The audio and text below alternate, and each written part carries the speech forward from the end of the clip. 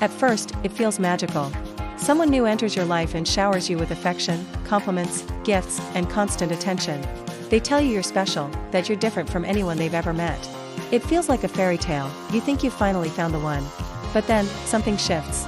The same person who once called you every hour now seems distant, unpredictable, or even controlling. What happened? What felt like love turns out to be manipulation, and it all started with something called love bombing. Today, we're breaking down what love bombing really is, why it happens, and how to spot it early before it pulls you into an emotional trap. Love bombing is when someone overwhelms you with affection and attention in the early stages of a relationship, not as a sign of genuine love, but as a way to gain control and influence over you. It often feels amazing at first because our brains naturally respond to attention and affirmation. It triggers dopamine, the feel-good chemical, making you feel deeply connected to the person very quickly. So why is love bombing dangerous? Because it's not about you, it's about control. People who use love bombing often have manipulative or narcissistic tendencies.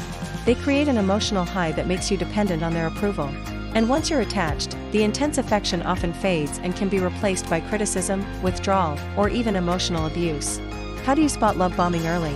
The first sign is intensity too soon. If someone is talking about forever in the first few days, calling you their soulmate, or making big promises about a future together when they barely know you, it's a red flag. Healthy relationships grow naturally. Love bombing feels rushed and overwhelming. Second, look for excessive gifts and grand gestures. While gifts can be normal, love bombing often involves expensive or overly dramatic gestures that feel out of proportion to the stage of your relationship. It's designed to make you feel like you owe them something emotionally.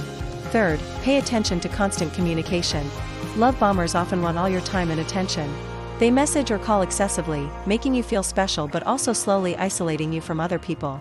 This intensity can feel flattering, but it's actually a way to gain quick emotional control. Another sign is fast-moving commitment.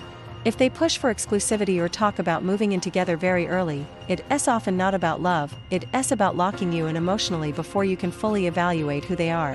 Why do people fall for love bombing? Because it feels good. It taps into our natural desire for love and belonging. If you've ever felt lonely, unappreciated, or undervalued before, love bombing can feel like a dream come true. But that dream often turns into confusion and heartbreak once the person's true intentions surface. The key to protecting yourself is slowing things down. Give relationships time to develop naturally. Pay attention to actions over time, not just intense words and gestures in the beginning. Genuine love doesn't need to rush, it respects your boundaries, your pace, and your independence.